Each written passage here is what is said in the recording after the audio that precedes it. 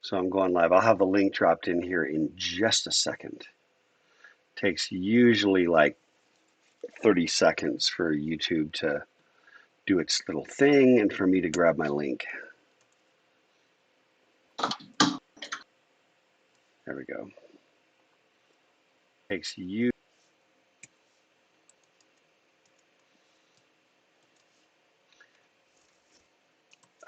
But it takes me 10 seconds to figure out where the general text channel is. Okay. Here we go. All right, everybody. Let's rock and roll. Let's do this thing. I want to just point out that the book cover that's kind of I think that's more or less my autobiography is what that is. So in case there's any question about who that's referring to. Oh, hang on. I got to do this too. I need a little side light. I got to open my window blinds. So it's just a little extra ambient light in here for a better ambiance. All right. Okay. We're a little more closer to caught up as far as what the schedule says, but again, not super concerned. We have plenty of time to get through the last of the material. Okay, and we're done with the part that we were talking about with respect to thinking about programming, thinking about design, thinking about debugging. And what we're going to do today is introduce assembly language. Okay. Now, this is the thing, and this is really, really, really important for you to get. What some of you do I have a little hot mic? It's not like a crap ton of noise, but there's just a little hot mic. I think someone's got. Thanks, man. When we start talking about assembly language programming, like, oh, we just learned machine language and now we're going to have to learn assembly language. Okay, this is the thing. Imagine that somebody had just taught you Morse code and you've been working on Morse code. Now you don't know how to spell words, you don't know about the alphabet, right? Let's just say we're in English here and you don't know about the alphabet. You only know about Morse code. Da da da da da da. I don't know, right? That's my impersonation of Morse code. But you don't know about our little characters. There's the A. There's the B. You don't know about any of that stuff, and you've learned your whole world is just da did it did da did it da da did it did, and you're listening, and that's how that's how you're doing this thing. And then somebody goes, "Hey, what if I just say CAT, cat, and instead of whatever it is in Morse code to do that?"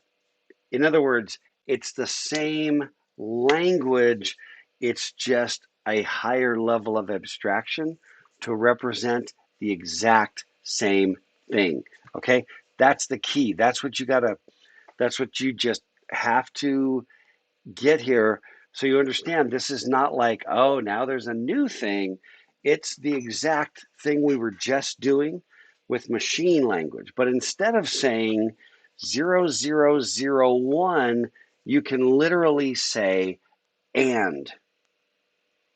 And instead of saying 001 for your destination register, you can literally say R1.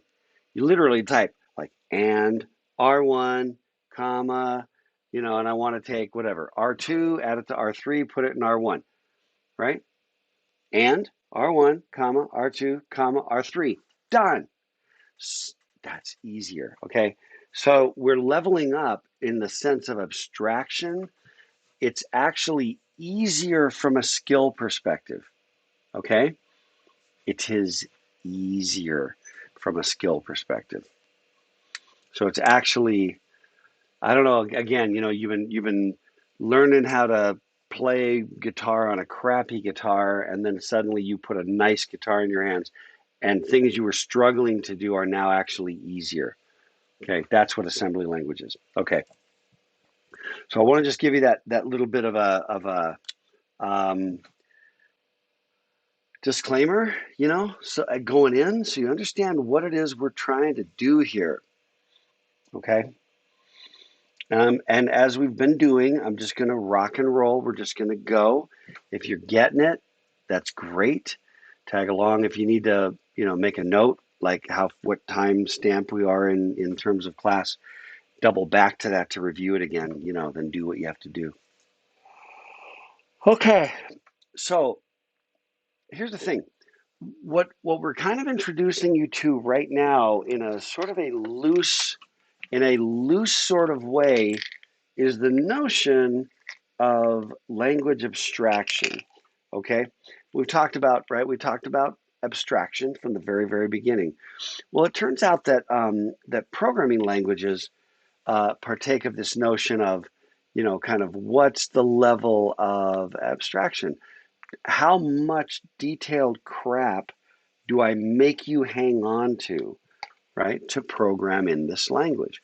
Well, it turns out that I'm grabbing something for my throat. I'm having, I don't know, spring allergies? I'm not sure. I'm not sick, but just a little scratchy.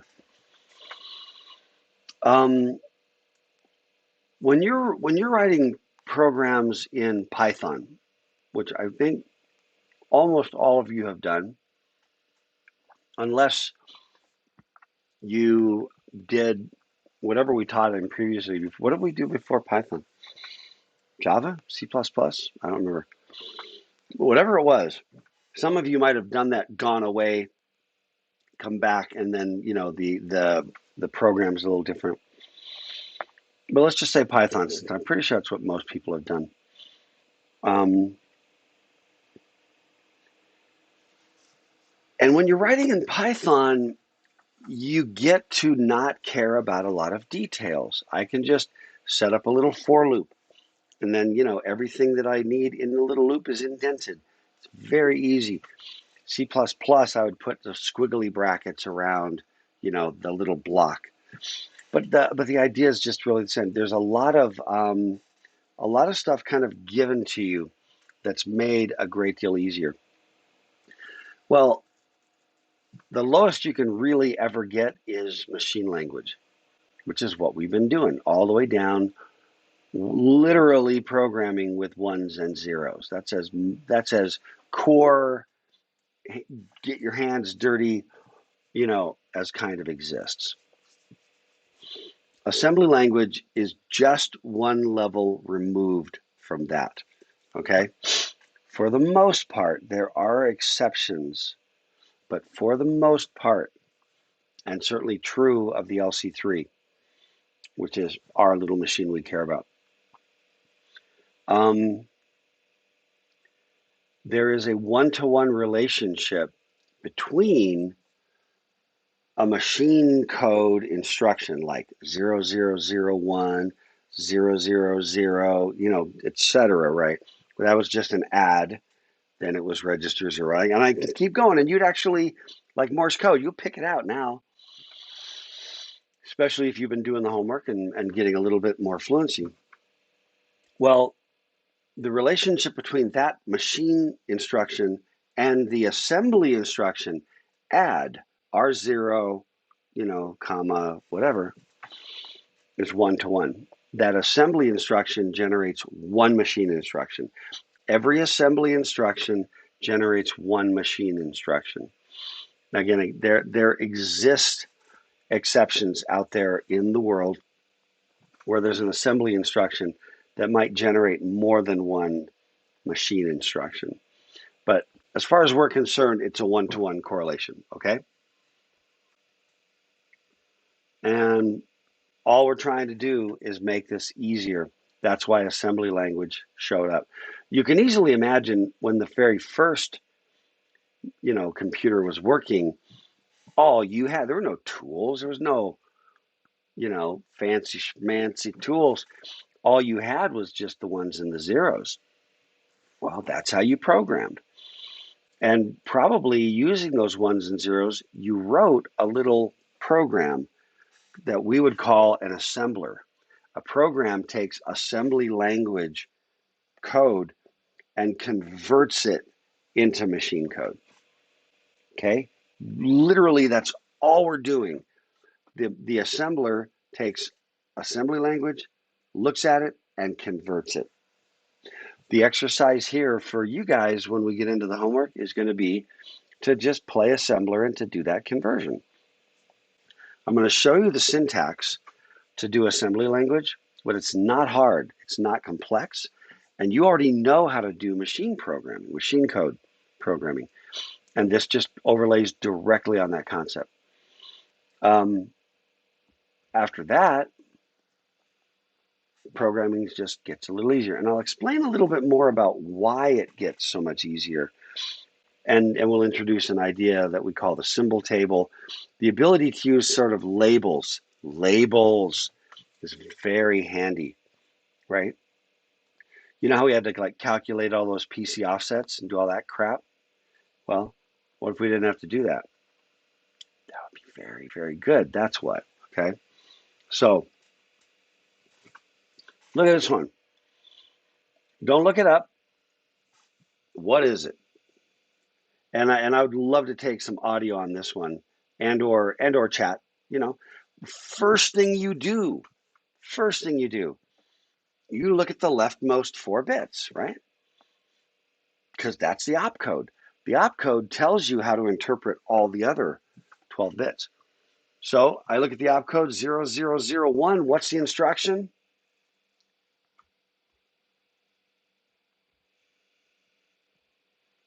All right. Thanks, Chase. It's an add. And thanks, Matt, for cutting to the chase, man. Yeah, it's an add instruction. The destination register is R1. By the way, Matt, I would probably put your arrow the other direction because what you really want to say is R1 gets, R1 receives R1 minus 1. But in any case, 0001, that's an add. Well, actually, let's just do it.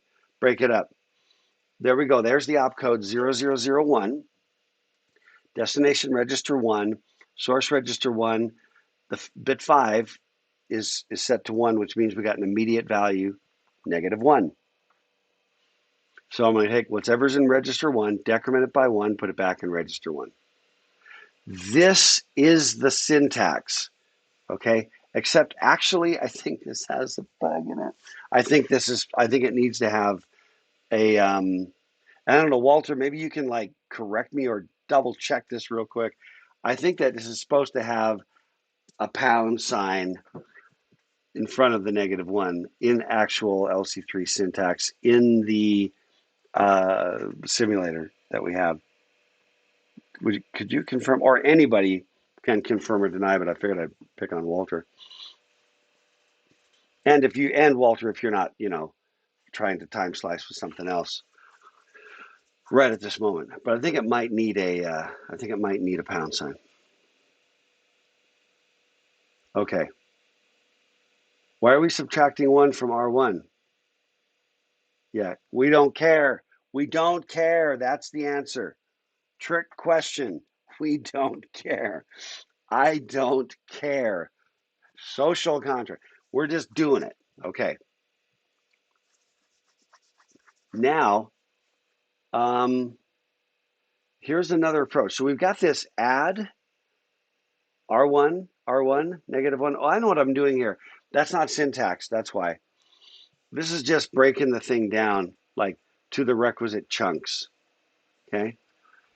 Now, if we put this into assembly language, notice that all we did was just write out. There's the opcode, there's the destination, there's the source, there's the immediate value. Yeah, I did. Okay, Walter, I answered my own question. Thanks, man. You needed the reminder anyway. You know it. I've got a couple of key things going on here. Notice my add, R1. I don't know what you're talking about. What? I remember everything from a year ago, like it was a year ago, and I'm 40 years old. I know you've got it cold, so you can sandbag, but it's not happening. Um, so here's the deal. And besides that, it all gets fresh. By the way, if anybody really wants to master any class, sign up to be the TA. It just, right, Walter? It just drags you back through the material with a really amazing kind of refresher for that, whatever it is, whatever you care about, subject matter wise, try to be a TA if you can pull that off. It really, really makes a difference. Corroborating testimony, Walter, right? Yep, yep. Same is true of teaching. When I teach the classes, there's probably a lot of times you're like, how does he know it? Well, yeah, because I've done it now like half a dozen times, and eventually it just like starts to groove in. And the first time you're kind of like, oh, wait, let me look that up again. I don't remember exactly. And eventually you look like some kind of weird genius, but it's just repetition. Don't let the professors fool you. Okay, here's the thing. Wait, back up. I need another slide here. Here's what we added to this thing. There's our little regular thing. We know what to expect. The pound says that that's a literal value. And there's a label that we can just put a label called loop. We can make it up. The label could be called Chuck, could be called Walter, could be called Zach, could be called Biff. And then anything after the semicolon is just a comment. So we can, like here, decrement the counter. Yeah, I can set up a register, clear it, and then I'm just like, clear the counter. Or R1 is our counter, or whatever. It's just a memo to ourselves. Use these liberally. And by the way, when you add comments to your code, do add comments and white space to make it easier to read, and indentation so things line up together.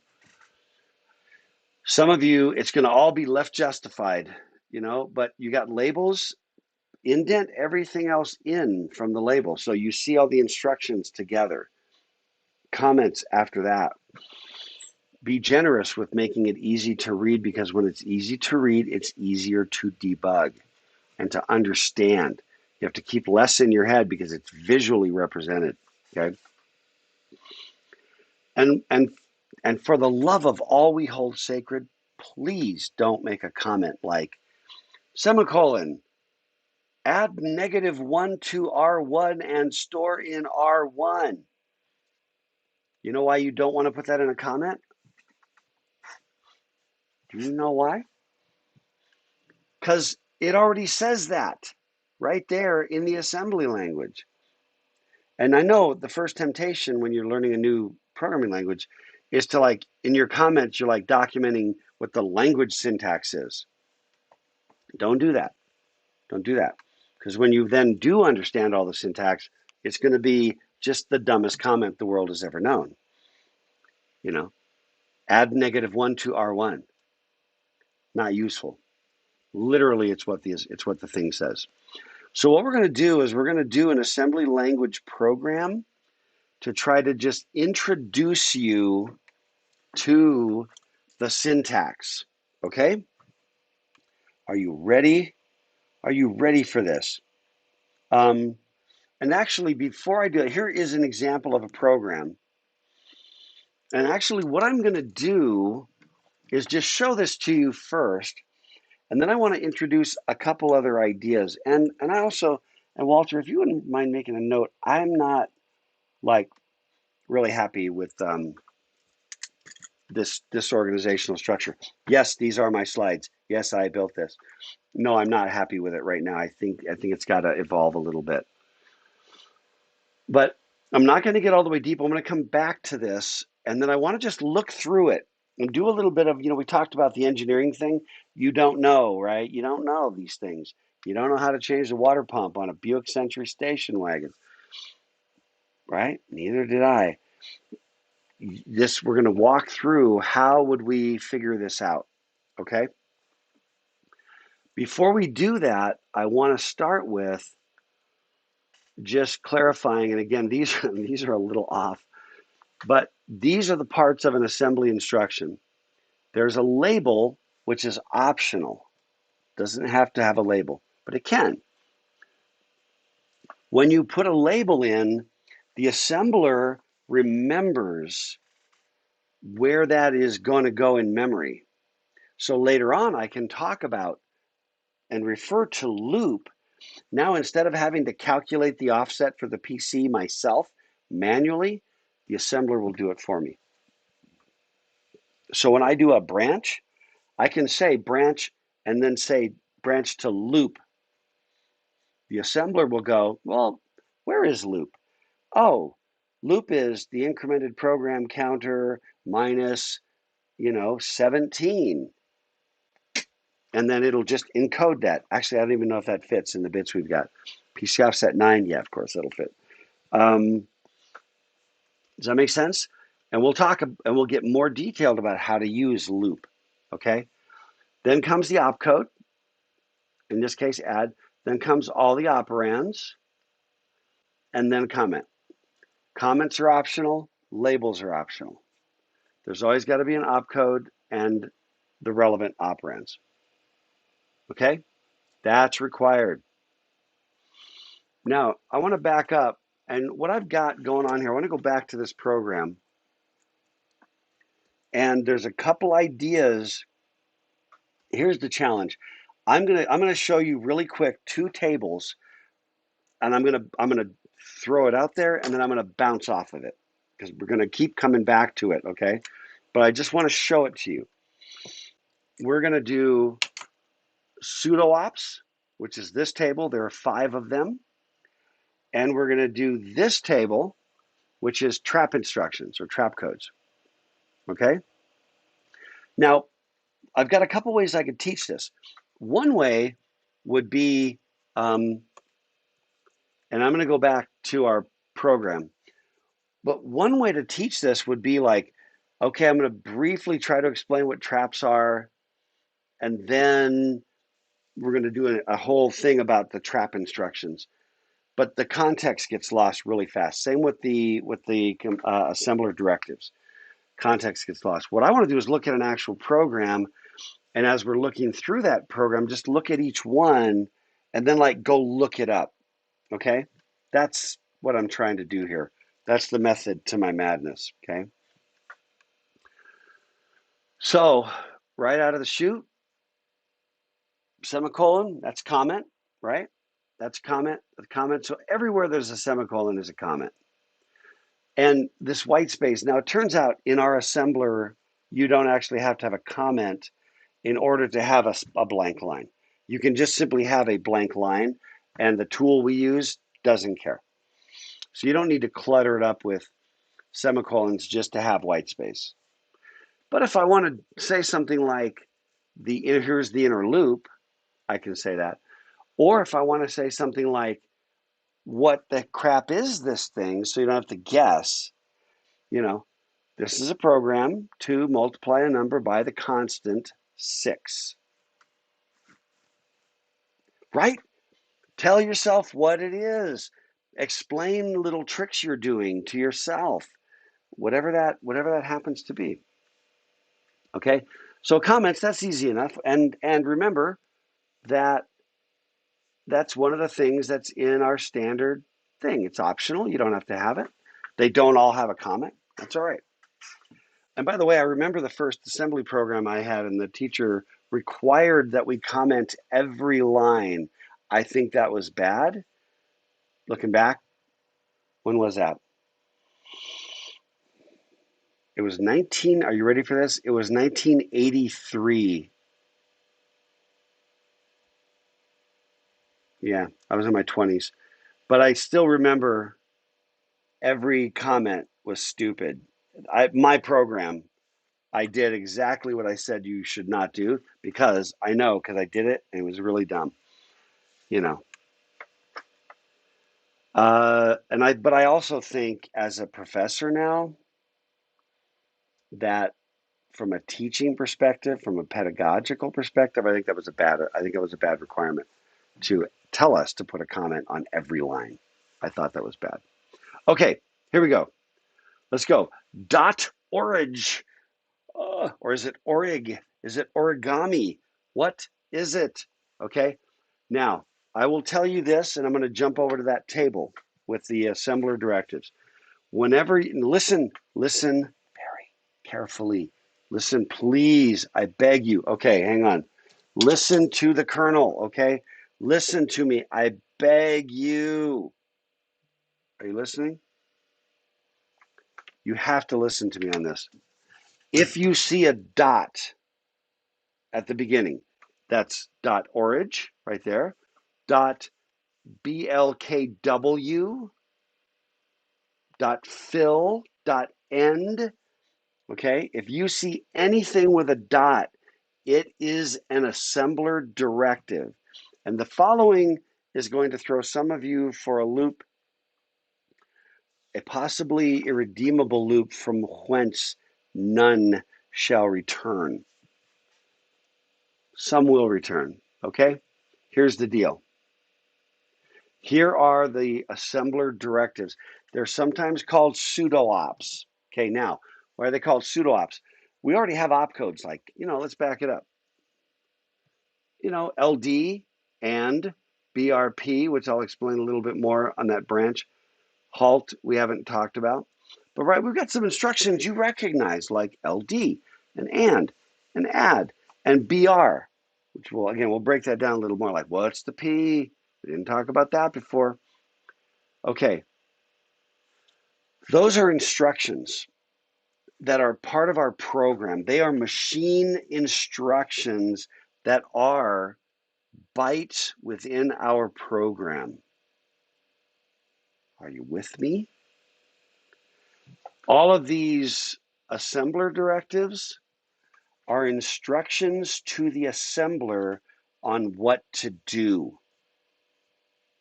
Okay? You understand the difference? There's an assembler that has to take our code and process it. And as it's processing it, we can give that assembler some instructions. And I'll give you an example. .org. I'm calling that .org because it's short for origin, origination, originate. I'm not exactly sure. It wants an operand as an address. It wants an address. It is the starting address of the program. Let me put that another way. .org, this right here, that .org, X means that it's hex. It's a hexadecimal value, okay? This line right there, .org, X 3050, tells the assembler where to load this program into memory, okay? So it says go to location 3050, and at that location, start putting this program that you're assembling. So it's going to go, oh, that load instruction, where shall I put it? Oh, I know, in location 3050. Where's this second load instruction go? 3051. Where's that and going to go? 3052. You got it? It is not, when you look in your program, there is no, the .org doesn't cause anything to become part of the program, okay? That assembler directive does not affect your program and what it looks like. It only affects where to put it in memory, okay? Now, I want to just also say that this is in contrast to blkw, .fill, and string z. They're still assembler directives, but they tell the assembler things I'd like you to do that are going to affect what the program potentially looks like. All right. And then there's .end, which I don't even know. Yeah, there's .end down here. .end, let's just do that one real quick. End of the program. And that's also, see, Walter, this is the stuff I got to change. It is the end of the program. That's not crazy precise. Crazy precise is it's a directive to tell the assembler to stop assembling. It might not actually be the end of the program because I could do some of this, put some of this in memory, right? Give that to the assembler, go. Then I could give it some more and now do this stuff and then get a dot end and it'll put that stuff over here and then do some more and put that over there. So the reality is my program might be, I can maybe assemble chunks of it at a time. But this says to the assembler, this thing you just started doing, stop, we're good. Okay, so that's the dot end. I'm going to come back to BLKW, which I call blockw or block word, and dot fill. Okay, I'm going to come back to these two. But for now, we got dot orig and dot end. Okay, that's 2 of the 5 assembler directives, and you have to be able to differentiate in your head the difference between an instruction that is, it's an actual instruction with an opcode for the machine to run. Okay, you have to differentiate that from an assembler directive, which is an instruction to the assembler about how to do something. Okay, but that's the power of the assembler. You have this tool now called an assembler. What a wonderful thing. I can also now tell it a little bit how to do a little song and dance. Okay, let's do the next one. This part right here, load R1, 6. Now, remember the cheat sheet I showed you, right? Where you've got all those instructions? This is your time right now. What this is going to do is it's going to take this LD, that's that load instruction. It's going to go, this is the part where the assembler helps you. It's going to say, oh, you're referencing this thing called 6. Down here is a label called 6. It means that the assembler knows that when I say 6, I'm referring to this location right there. Now, what location is that? It's a location that it's going to be in the machine. How do I know what it's going to be in the machine? I'll tell you. Because that first load instruction gets put into 3050, 3051, 3052, 3053, 54, 55, 56 is the halt instruction, which we haven't talked about. 56, 57, there's actually something that's going to go there, and 58.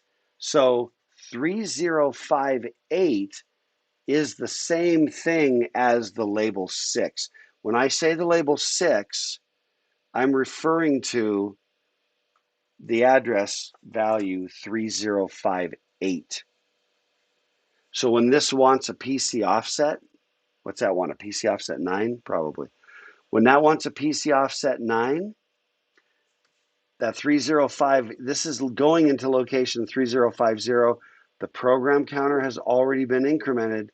So the program counter is at 3051. What's the difference? 7. So what's that value going to be in the machine language? 7 is going to be the offset. But I don't have to calculate all that crap because the assembler does it for me.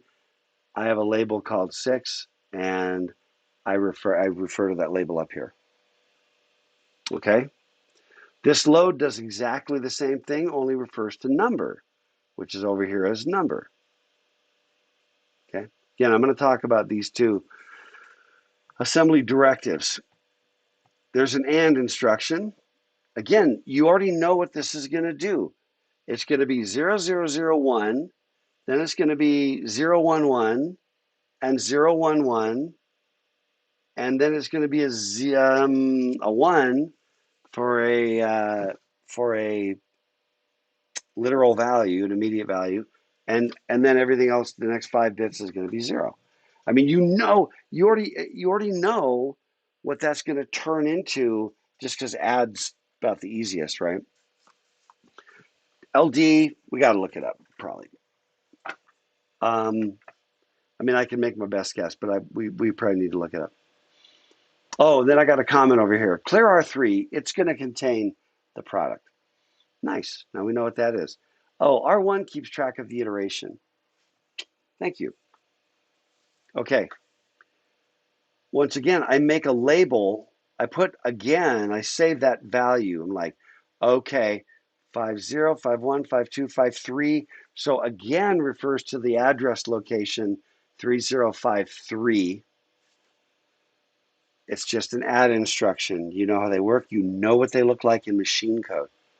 Add, same thing.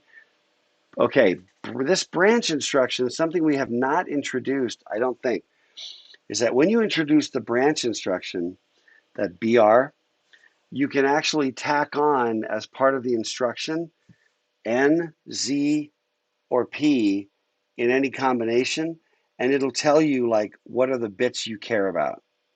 In this case, in the branch instruction, those the control bits are going to say 001 because I said P.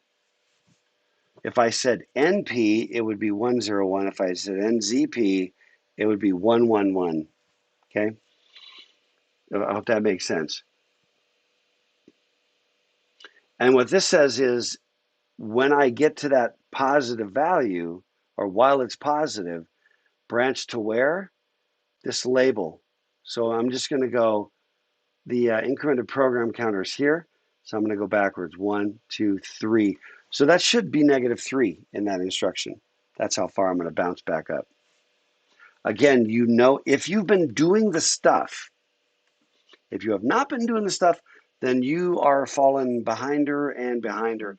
If you are doing the stuff, then this should really begin to start clicking. And this is so much easier to program in than ones and zeros. Okay, now the halt is a trap instruction. Now I'm gonna pause. I'm gonna talk about halt, and then I'm gonna go back to these two assembler directives. Okay. The halt instruction is trap hex 25,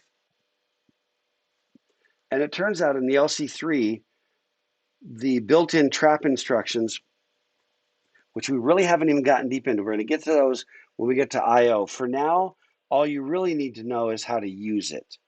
Okay? Turns out at the end of your program, you have to say halt. It just tells the program you're done running, stop running. Otherwise, it'll just keep going forever. Well, until it runs out of memory and the system just crashes. Okay?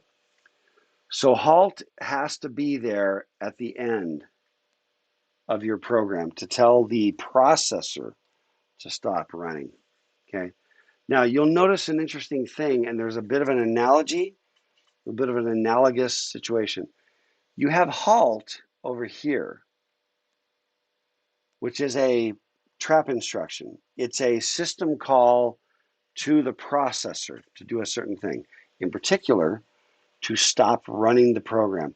It is an actual machine code instruction. And then you have .end down here, which is not a machine code instruction, but an assembler directive. .end tells the assembler, stop assembling. Halt is an actual instruction in the program that tells the computer to stop running.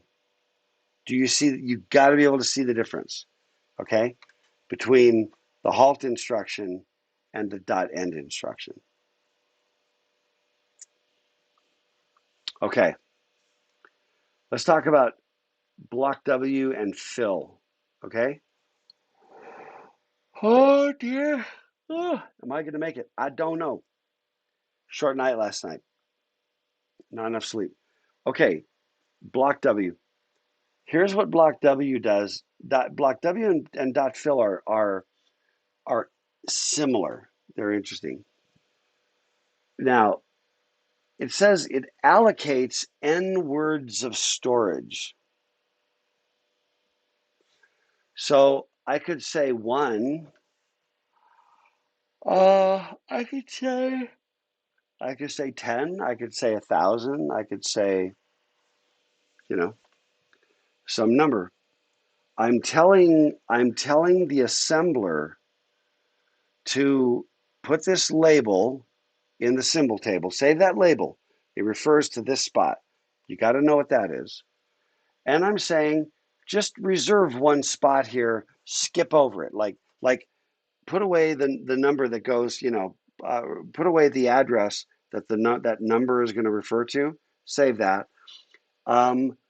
Basically, okay, just save one spot, skip, and then skip to the next one, do the next thing. If that had said 2, I'd be skipping 2 spots. So I can create kind of like empty buffer space, like variable space. Okay? Like if I wanted to put a buffer to put a character string that the user is going to enter, and let's say I just capped it. Oh dear. Not going to make it. What have I got? More than a half hour. I'm not going to make it. And this is all I've got for powerful beverage. If I wanted to have a buffer where you could put 80 characters, then I would say 80 right there instead of 1. Okay, and it would skip over that many, and then it would keep going. Okay, now what's 6 refer to? All the way down here. Okay, that's what blockw does, and the way it's written here is allocate n words of storage. So what does it mean by allocate? It means that as I'm, sorry, is Mr. Bean going to wake me up? Yes. Yes, he is going to do that. When it says allocate, what that really means is skip over and don't do anything, give me 1 spot and skip over it. Give me 2 spots, skip over them. Give me 1,000 spots, skip over them. Okay. Dot fill is similar. Seriously, it's catching up with me right now. Dot fill says allocate 1 word, but initialize that word with the value I'm going to give you. One of the things I don't like about this table is I've got n, n, n, but they're not the same n. Okay. They're consistent horizontally, but not vertically.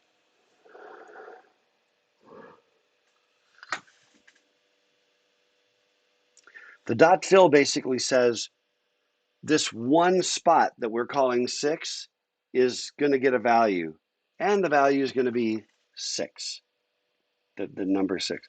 And then that's it.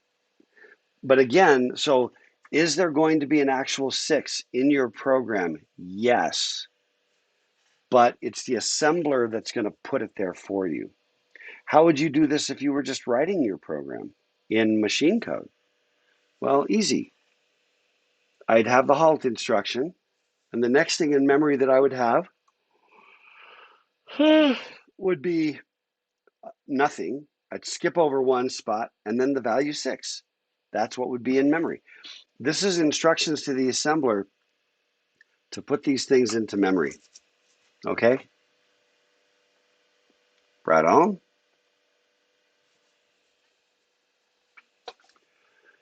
And then the very last thing that we've got is this dot string z, which we're not using yet. It's an n character string. So when you give it a number, oh, it's not here. You give it a number, and you also give it actual quotes and a string.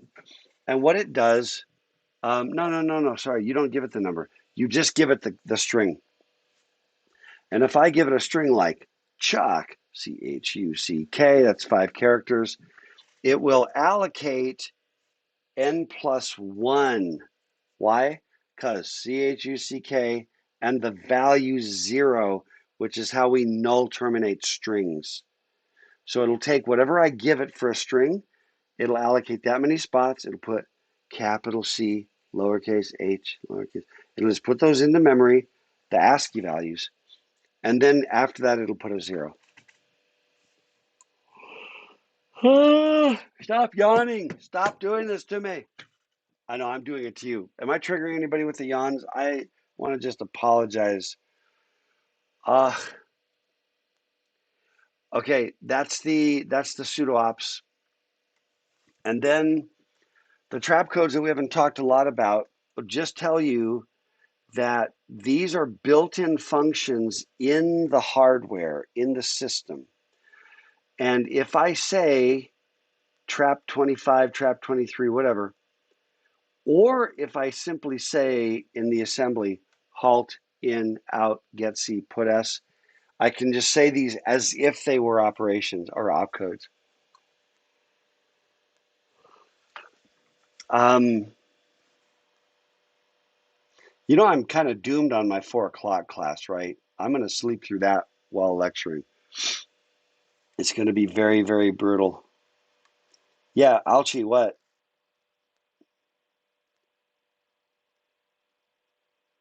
Dr. Oh, Yan? I was, Oh, I was, like, I was just saying, like if everyone's yawning every time you yawn. yeah, I'm thinking about like trying to just go off screen every time I have to yawn. Oh, I'm so tired. I need powerful medication. But then you'll condition us every time you go off screen that you're yawning, and then we'll yawn anyway. It's true. So It's true. we're just all screwed. I had the I had the gifts obscured, and all I saw actually was it just said Dr. K. When you said Dr. Yan, I think Dr. Yan is going to have to work for now. Dude, I was down with that for sure. Dr. Yan, who listens to Yanni, if you remember Yanni, the long ago Greek New Age, that stuff. Weirdly enough, dude's name was Yanni. That music will put you to sleep. Anyway, you can say halt, in, out, get C, put us, and then these things will happen. Notice how handy. The in will put a prompt to the console, read and echo one character from the keyboard, and put that character into R0. We're going to talk more about this. Out is going to take whatever is in R0 and write it to the console.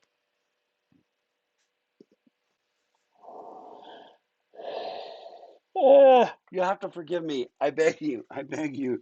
I beg you, students, forgive me.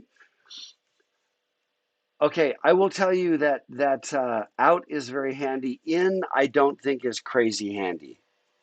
Okay, that is actually Braden Yin. That's amazing. Out is very handy. Get C is very handy. Read a character and put it in R0. And by read a character, it's going to wait for you to press the keystroke. Okay, and out, and it's going to put the value into R0. Out is going to write the character that's in R0 out to the console. And put S says there's going to be a memory address in R0, and that's the address of some string, some character string, and it's going to output the entire string until it gets to a 0.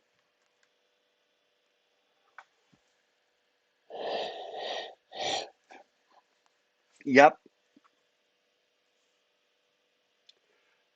You know the worst part about this is I don't even have on hand a caffeinated beverage, and that seems, under the circumstances, fairly criminal because I ran out. Okay, here we go. So here we go. So those are the chunks, that's what an assembly language program looks like. If you're fluent at the gifts are killing me, you guys, the babies is not helping. The babies are not helping. Stop with the babies. Stop the babies. Kip is not helping. Nobody's helping. I want to know what people who are watching on YouTube think. Oh, they can't see the babies. They cannot see the babies. Yeah, that's true. Let's see. And, oh, here we go. No, it's an excellent point. Okay. Okay, people on YouTube, here, my friends, is what you're missing. Look at the little baby. Okay, babies are cute. We got to say that. Okay. Oh my gosh, the cat. Sorry. Oh, there's a cat. Wait, is that a cat in the background? Or is that a different GIF you're talking about? No, it's a new GIF. New GIF. Oh, I didn't see that one yet because I was too preoccupied. Okay, I'm just going to show this one as an attempt, brutally inefficient attempt to keep myself awake and to entertain the people watching on YouTube, which is, That's how I get out of bed. yeah, current move. You know, this morning when I woke up after 2 hours of sleep and my phone went off because I had a breakfast meeting at 7. Um, and my face was so I don't know what my face was actually doing at that hour with that level of rest, but my facial recognition didn't recognize my face. That's how bad it was. I was like, it's like, nah, nope, not you. I don't. We don't recognize you. Anyway, okay, that actually did a weird thing to make me wake up just a little bit. Next up is ice cubes in my armpits or something. I don't know.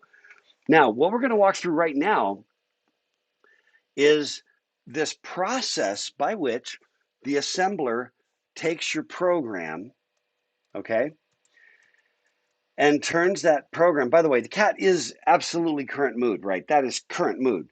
Anyway, it is the current mood. Anyway, thanks. I don't know. It's April. Okay. All right. Here we go. Ready? We can do this. The assembly process, the assembler takes your code that you've written in assembly language and it rolls through it from the beginning of the text until it sees the dot end. When it sees dot end, it's done. Okay? During the first pass, it builds a symbol table. And in that pass, when it's building a symbol table, what it's doing when it's building the symbol table, all it's doing is taking all the labels that we made and just going, when I load this into memory, what's the value at that label going to be? What's the address that that label is going to refer to? Does that make sense? That's it. That's all the symbol table does. On the second pass, it looks at every one of those assembly instructions and converts it into a machine code instruction. And you can do different chunks of code, like I said, do a little part. We're actually making modifications to the LC3 simulator to make that easier to do, where you can actually like start and end, have a dot origin, a dot end, and then another dot origin, all in the same file. The simulator that we've been using, it's great, and was really a great effort by the guy that built it. But it becomes annoying to have to like, if you've got 50 chunks of code that you want to put in different places, to have to like load a thing, it's like tedious, too much tedium. There's no need why that should have to be a thing. None at all. Okay, here we go. Yeah, okay. Now there's my current mood right there, baby. That's my current mood. Need me some Mountain Dew.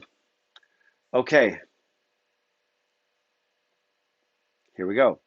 Oh, assembler errors. Sometimes when you're writing an assembly code, you can make mistakes. Like, for example, let's just take an immediate value that has 5 bits, right? The immediate 5. You know the one, like on the add instruction. Well, that immediate 5. Well, what happens if you give it a number like, 3,000? Well, you've only got 5 bits.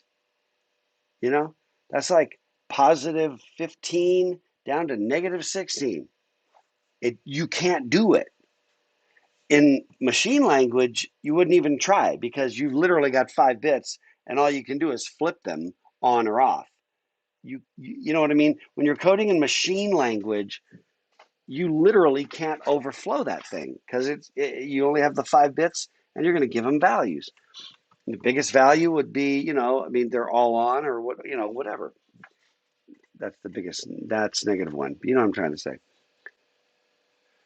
But in assembly language, I can say add R1, destination R1, source R1, and I'm going to add the value 100. And the assembler is going to throw up on that and be like, nope. Oh, that's just horrible. Okay. The memes and GIFs are getting out of control now with, was that a commercial? Because it shouldn't be. Algae. If that's a commercial, it's not selling me on Mountain Dew. I assume it's Mountain Dew based on the color, and I don't have my glasses on. Okay, here we go. Little flashback to The Shining. Yeah, that does kind of wake me up.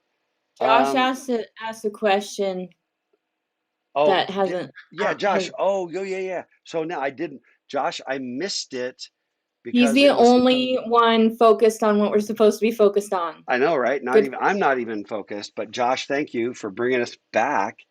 I was trapped between this. I don't even know what that is that Matthew posted. I need it and want it in my life, and between that and the Shining twins, I missed your question, Josh. Okay, does that mean that you can reference a label before it's defined? Yes, Josh, that is what it means because you do an entire pass just to build the symbol table. We do heart, Josh. Exactly right. Yep. And again, that's me. That's me about 15 minutes after class is out. Oh dear. It won't be me. My body won't. Back surgery, remember? Well, yeah, if it weren't for the back surgery, I could do that. Oh dear. Okay. But anyway, you got the idea that the assembler will actually help us, right? So here's a little program. Now, here's what I'm going to do for you. We're going to walk through this program. Then I'm going to take this code and I'm going to put this code into the LC3 assembler. And we need to pick a time when we can do a help section on the LC3 assembler to just do a little bit of orientation for anybody who wants to like dial in or watch that video later. Okay. Conceptually, I could do it anytime this weekend. Not conceptually. I have a thing that's due tonight. And remember, I got that second vaccination shot this afternoon. So I'm just afraid I'm going to be wiped tomorrow, but I might be okay Saturday. I better be okay on Sunday, but I could do it Saturday or Sunday. So, uh, strong preferences between Saturday and Sunday. Can we do a little survey? Somebody want to just drop a little survey? Little Saturday, Saturday versus Sunday. Wait, Walter, what is the thing watching the Masters? Oh, the thing we're going to do? Yeah, we're going to watch the final round of the Masters together. I know I'll be watching it. No, it's the help section on the LC3 simulator. Okay, right. So Matthew just dropped a survey, okay? If you prefer Saturday or Sunday, I don't have a preference other than the fact that if I have a second day of being wiped out from shot number 2 on Saturday, that's the only hesitation I would have is if I'm going to be delirious or stupid. More delirious or more stupid than normal. Oh, this is rough, my friends. Okay, here we go. Here's what we're going to do. We're going to do it. We're going to like play assembler right now. We're going to pretend that we're the assembler. Keep going on that survey. We've only got 10 votes. There's more than that here. We'll see who's like awake, who's asleep at the switch. Let me see.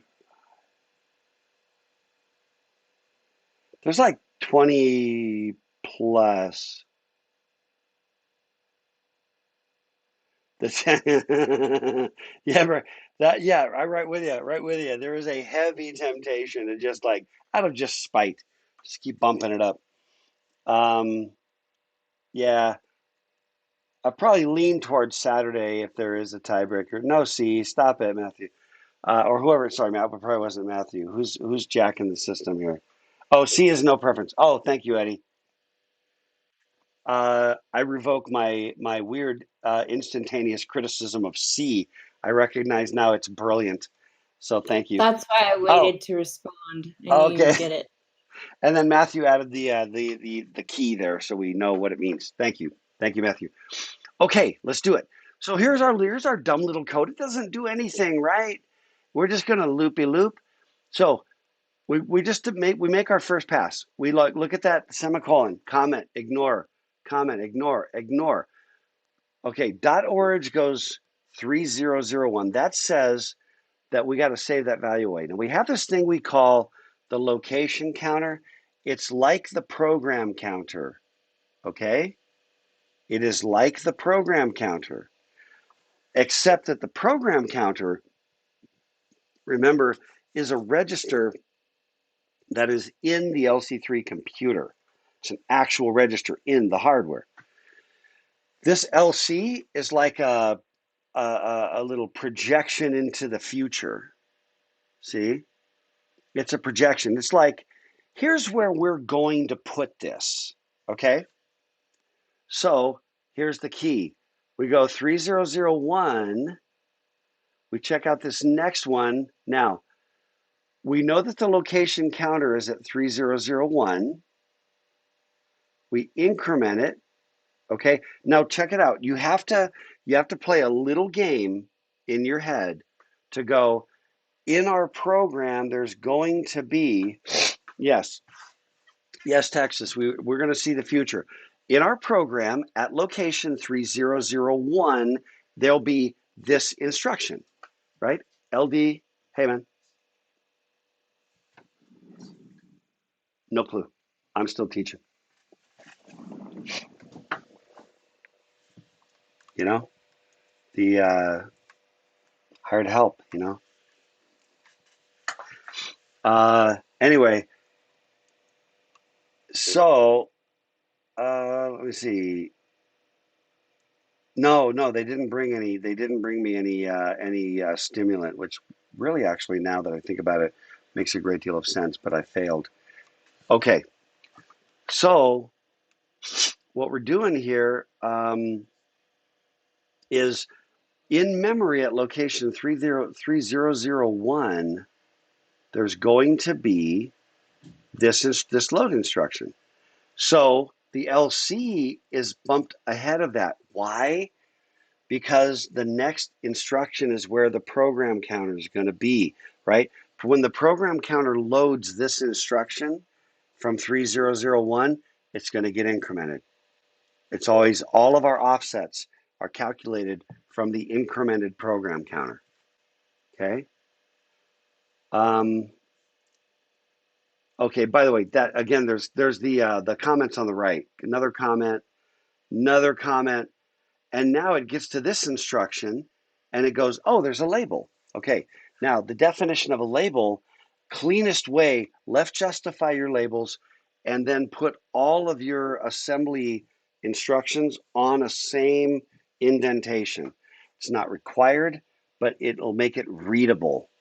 And if it's not readable and everything's just shoved over, it's really, really hard to remember what the thing's doing. Okay? So it goes, oh, I got a label called loop. And the location counter says that loop is going to refer to where that add instruction is going. That add instruction is going to go into 3002. So that's the value we're going to give to loop. Then we increment the LC. Do it again, do it again. Again, there's no labels. We don't care. There's no labels. And by the way, referencing a label like 10, loop, don't care. We're only making the symbol table on this pass. Then there comes 10, and that is the location counters at 3005 at that point. Think about it from a memory perspective. The load goes into 3001, add goes into 2, branch instruction goes into 3, halt goes into 4. That dot fill is going to be at location 5, 3005. That's the value of 10. Okay? Semicolon, don't care. Dot end says that's the end of it. We're done. We now have a symbol table. So now, in answer to Josh's earlier question, okay, does that mean that if it wasn't load, then it would stay at 3001? It depends on what you mean by that, Josh. Every instruction that is going to be an instruction in memory, or every dot fill or dot blockw that's going to skip over space is going to affect the locations in memory. Anything that's going to affect the locations in memory is going to cause the location counter to bump. That makes sense, Josh? And we don't care what the stuff is at this point. We're just building the symbol table. Now, and then to Josh's earlier question, you're welcome. So it doesn't matter that I used the label 10 before I declared it. Doesn't matter. Make a pass, build a symbol table, go back to this top, make a pass again. 2 pass. At this point, it's like, now what I'm doing is I'm showing it like consuming. The comments don't care. Okay, here we go. .orig again. I'm going to do this thing again. Okay? Because what I'm actually doing now is telling myself where in memory I'm going to actually put. I'm going to take load R1, 10. I'm going to convert it to machine code, and I'm going to put that into memory at location 3001. Okay, so let's do it. We're going to load 10 into R1. Now we got to go look up the load instruction. Okay, we're running a little bit short on time, ironically, because we spent 12 minutes yawning. I think I got through it somehow.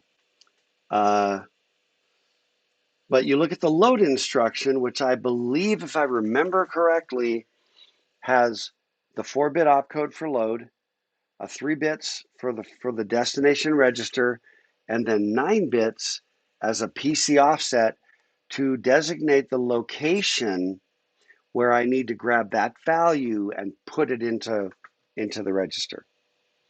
My memory serves me, that's what it is. Okay, so we got to figure out, so see what I'm doing? I'm taking this value 10, it's down here.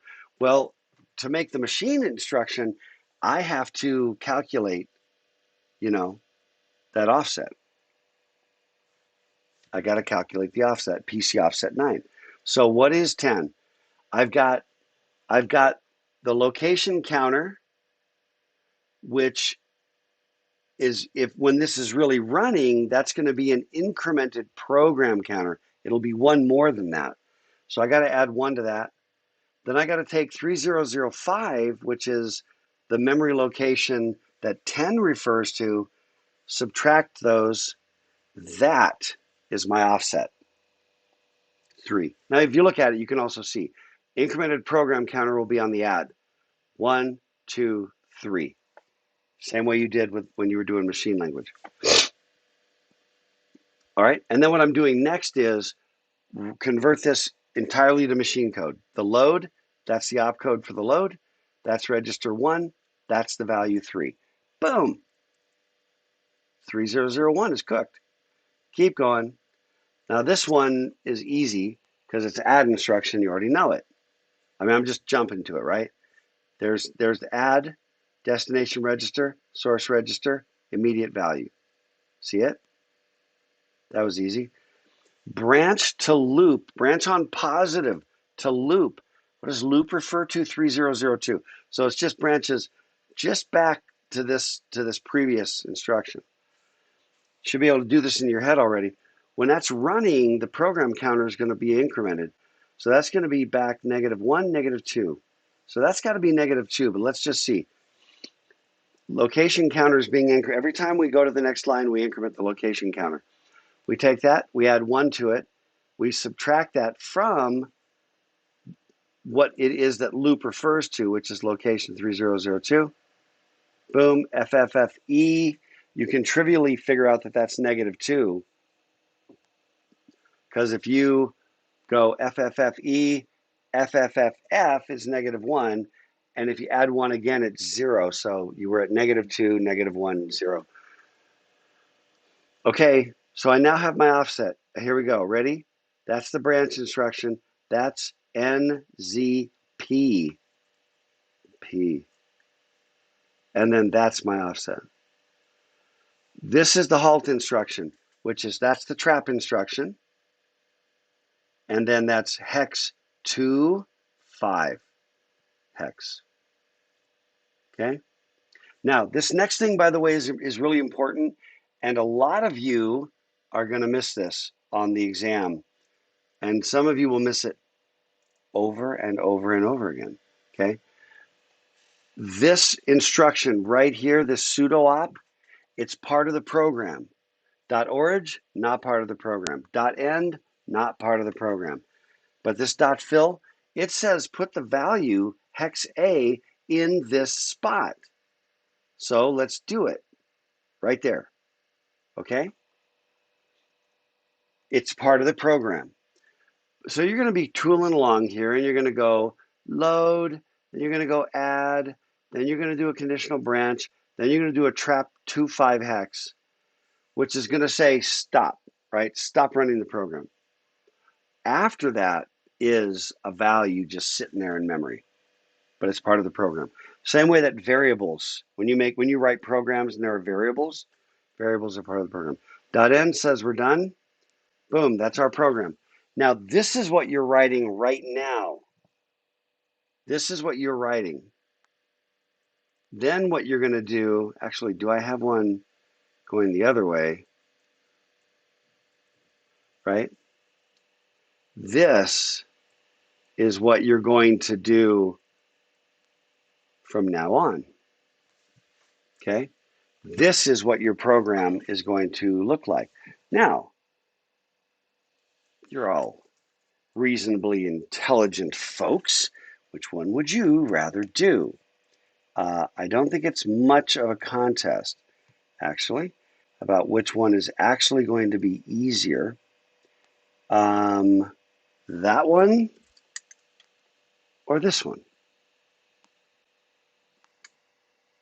The computer doesn't care, by the way. The computer seriously does not care.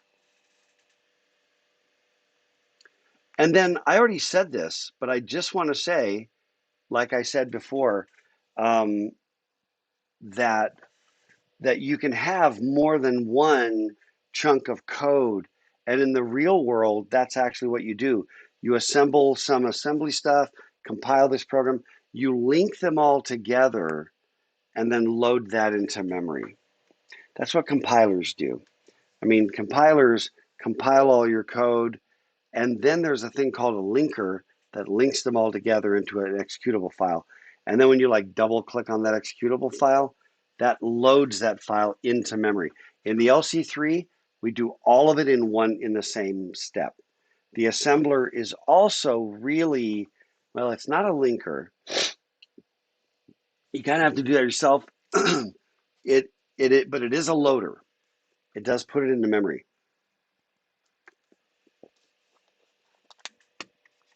I know how disorienting this is, but that's actually the end of the slides for this lecture on assembly language. Now, the reason why I want to use my remaining 0 minute to just show you again and remind you, my young friends, I need to remind you that this, if you have the book, it's in the book. If you don't, or even if you do, whether you do or not, this is on Canvas. Okay? And what do we see? This. What else do we see? These. Full description. And what else do we see? The syntax. To do it in assembler versus, and by the way, if I say assembly language, or assembler, they're kind of all synonyms, okay? I usually say assembly. None are, I think, more right or wrong than others. The logic of the operation, the description, and actual example codes with comments to describe conceptually what's going on there. Like R3 gets added to R4 and the result gets pushed into R2. Okay? Everybody with me? This is your friend. And the reason why I am not going through this whole thing and saying, oh, but Dr. K, we didn't do the jump. Sure we did. Remember jump right here, and we walked through how it works? There's a base register. Oh, yeah, you just go jump base register. What's that look like? Jump R2. I don't need to burn my time. I just did, but it was an example. I don't need to burn my time across all 16 opcodes again to walk you through what is in this doc. Does that make sense? Yes, it does. You know what I mean? We don't need that level of hand-holding, you know. Yeah, Matthew would like the one with the words. Yeah, I'll go with the words. All right. Man. And we're out of time. And we actually, it's weird that we're done with that lecture. But you understand that once you understand how to just like do the assembly syntax and how that relates to the machine code, we're done. That's all you need to know. Then the rest of it is look it up. Get used to looking it up. That's going to be the key to your success. Period. Period. We're out of time. It's been great. I have my shot in 40 minutes. Good luck. I know, I'm going to have dead arm. And I've just heard a lot of horror stories about. Well, at least it's after class, right? But it's before my afternoon 305G. Sucks for them. We got the yawning and they get the dead arm. It's only I know. Do you think I'll have dead arm that fast though? I don't think so. I have no idea. I have no idea either. I just heard a lot of horror stories about people just really getting whacked. It happens. Yeah. It'll I take don't know. about 4 hours. That's good because the shot's at 1:30. Class is out at 5:15, which is less than 4 hours. Now pop out, and then the dead arm will come upon me. Well, Yeah, good luck, Dr. K. And Thank you. for Thank you. And lesson. thanks for enduring the yawning with me. I'll be better rested come next week. I'm sure of it. All right, everybody. Don't make promises you can't keep, Dr. K. Don't make. I've done it before, though. I have in the past made promises that I, in fact, turns out, could not keep. Well, at least this one doesn't have anybody's life at stake or something. That's true. That would suck. That would suck. That's right. Anyway. All right, Thanks, everybody. Dr. K. Okay. See ya. Bye.